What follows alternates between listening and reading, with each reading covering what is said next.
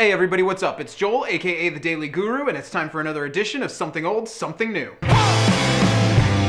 Today for Something Old, we're going back to a record that for almost 20 years has never been very far from me. It's one of my all-time favorite albums. It's Alice in Chains and their phenomenal 1992 album, Dirt. It's when you hear records like Dirt that you realize the term grunge was completely inaccurate. When you hear Alice in Chains, it's obvious that their music is nothing like Nirvana or Soundgarden or anybody else on that long list of bands that the media love to throw in under the umbrella of that term. Alice in Chains was kind of a hard rock band, kind of heavy metal. It's when people call it sludge metal that I think they get the closest to what this music really is. All across Dirt, it seems like Alice in Chains' mission is to absolutely pummel the listener at every turn. The chords are just massive, the vocals are huge, the sound on this record is bigger than anything else that was being made at the time, and it still kicks the crap out of anything being made today. But Alice in Chains doesn't need to blow you away with volume. They are some of the most talented musicians of their generation. They have absolutely beautiful melodies, their hooks are phenomenal, and it's this sense of unease that runs throughout all of the songs that make this album so amazing. It's the way that these crushing guitars from Jerry Cantrell are able to mix together with Mike Starr's amazing bass. But there's no question that the most intriguing and powerful element of any Alice in Chains song is without a doubt the voice of Lane Staley. He brings more raw sincerity to songs than any of his peers, and there are times when his vocals are so intense,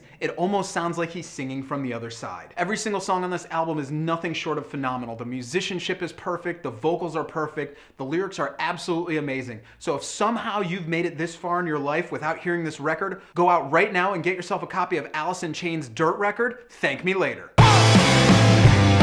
Alright everybody, today for something new, we're going to talk about the brand new release from the Black Keys, and it's called El Camino. I'll admit it, the Black Keys are a band I like. They've rocked really hard in the past, we share the same home state, but at the same time, this album happens to fall short in just about every single way possible. But before I go any further, I will say there is a caveat. If you were a fan of the Black Keys album Brothers, their most recent release before this, and that kind of mellow, fuzzed out way they've been going, you'll probably like this record. But if you liked that kind of dirty rock and roll that they played on their first couple albums, this is definitely one you're gonna wanna skip. Either way you slice it, the songs on El Camino are almost frustratingly uninspiring and dull. The progressions are predictable, and the overuse of organs is almost a bit insulting to what these guys are capable of musically. Don't get me wrong, there are a handful of fantastic solos and riffs, but there's just not enough to save this record. Songs like Run Right Back and Hell of a Season, they start off with a really great feeling and intensity, but they quickly slide into the same bland progressions. In fact, the song called Stop Stop may be the most accurate song title ever. It's absolutely the worst track on the album, and it displays everything that went wrong in creating this record. I honestly never thought I'd see the day where I had to force myself to listen to an entire Black Keys record, but that's what happened here. Someone has clearly stolen the Black Keys' want for that fierce rock and roll stomp that they do better than anyone else on the planet. And unfortunately, they've replaced it with this mundane and rather pedestrian jangle pop. As much as it pains me to say it, when it comes down to the real rock and roll sound that the Black Keys do so well, El Camino should be avoided at all costs. This one isn't a buy it, it's not a borrow it,